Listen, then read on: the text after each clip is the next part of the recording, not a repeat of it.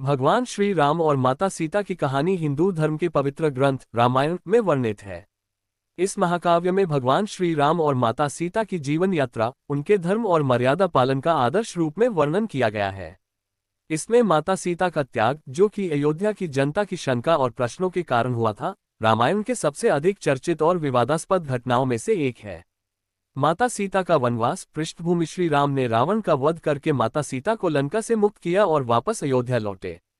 अयोध्या वापस आने पर भगवान राम का भव्य स्वागत हुआ और उन्होंने राजा के रूप में अपना कार्यभार संभाला। लेकिन जनता के मन में माता सीता की पवित्रता को लेकर संदेह था। एक धोबी ने अपनी पत्नी पर संदेह करते हुए कहा कि मैं राम नहीं हूं जो अपनी पत्नी को स्वीकार कर लूं, जिसने किसी दूसरे के घर में समय बिताया हो।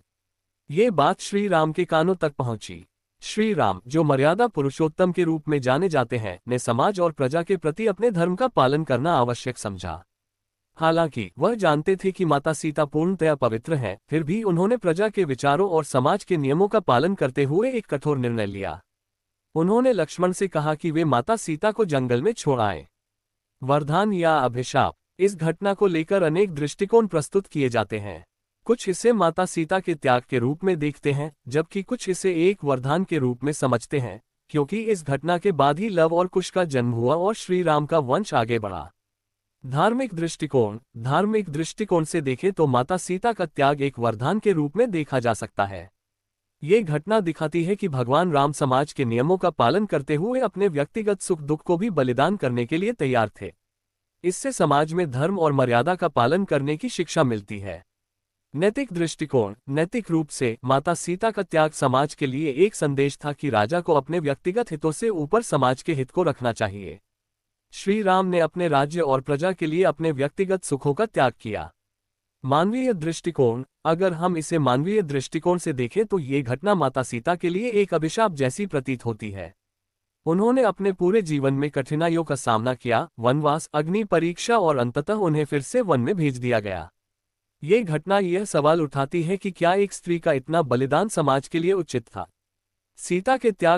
माता सीता के त्याग के परिणामस्वरूप कई घटनाएं घटित हुई जो रामायण की कथा को और भी अधिक मार्मिक बनाती हैं। लव और कुश का जन्म, वन में रहते हुए माता सीता ने लव और कुश को जन्म दिया, जो बाद में अयोध्या में आकर अपनी वीरता का प्रदर्शन करते हैं। राम और सीता का अंतिम मिलन, अंत में जब लव और कुश श्री राम से मिलते हैं, तब माता सीता भी उनके साथ होती हैं। लेकिन तब भी समाज की दृष्टि में खुद को पुनः प्रमाणित करने के लिए माता सीता ने धरती माता से प्रार्थना की और अंत में वे धरती में समा गईं। ये घटना श्री राम के जीवन का सबसे दुखदायक क्षण था। रामायण की शिक्षा, रामायण के इस प्रकरण से समाज को ये शिक्षा मिलती है कि समाज की मर्यादा और धर्म का पालन राजा का सबसे बड़ा कर्तव्य होता है। लेकिन इसके साथ ही यह भी सवाल उठता है कि क्या व्यक्तिगत संबंधों की बलि चढ़ाना हमेशा उचित होता है। निष्कर्ष, भगवान श्री राम द्वारा माता सीता का त्याग एक धर्म संकट का प्रतीक था।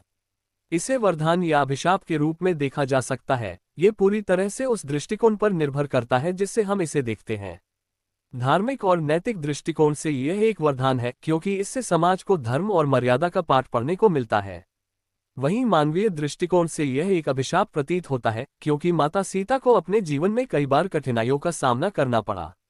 अंत में रामायण हमें ये सिखाती है कि जीवन में धर्म और मर्यादा का पालन करना अत्यंत महत्वपूर्ण है, लेकिन इसके साथ ही यह भी ध्यान रखना चाहिए कि किसी निर्दोष का अनावश्यक बलिदान न हो।